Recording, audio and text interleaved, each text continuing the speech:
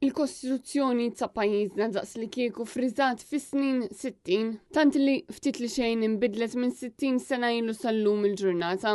Wara li pajjiżna kien kiseb l-indipendenza.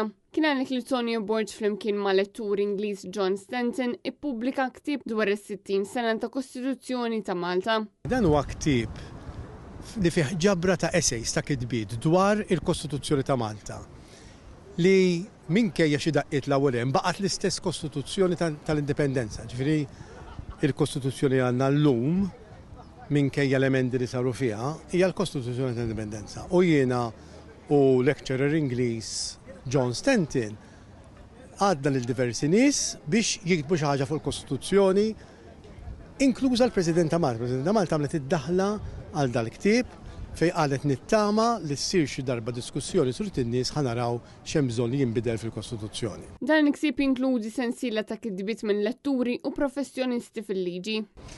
Min ikkontribwixxa għandek ex-ministri u ex-speakers bħal Michael Frendo, Francis Zamidimek, għandek id-dekan tal-Fakultà tal-Liġi, għandek l-imħallef preżenti fil-Qorti Ewropea ta' Drittijiet tal-Bniedem, Dr. Lorraine Cambriolen, għandek nies li ħadu l-aspett tal-istorja tal-Kostituzzjoni.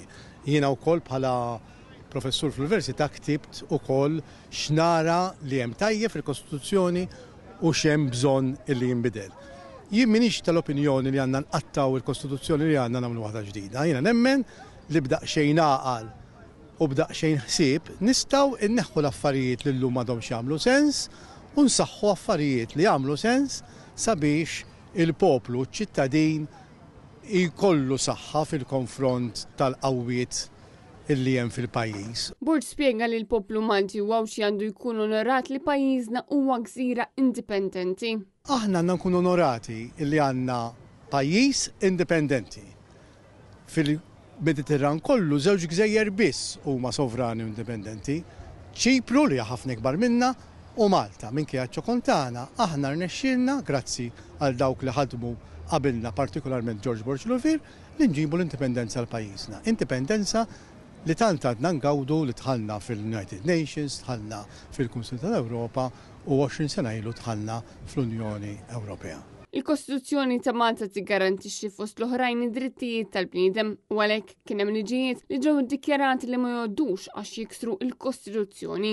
F'dawn is-60 sena il-Kostituzzjoni tagħna li tiggarantixxi drittijiet tal-bniedem ġiet interpretata mill-qrati tagħna u għalkemm fil-bidu għadu attent il-qrati ma jmux jirfsu saqajn il-gvern, ma' żmien rabbew il-kuraġġ u llum diversi liġijiet li għaddew mill-Parlament jew deċiżjonijiet tal-gvern ġew dikjarati ma jgħoddux għaliex jiksru l-Kostituzzjoni. Liema l-Kostituzzjoni?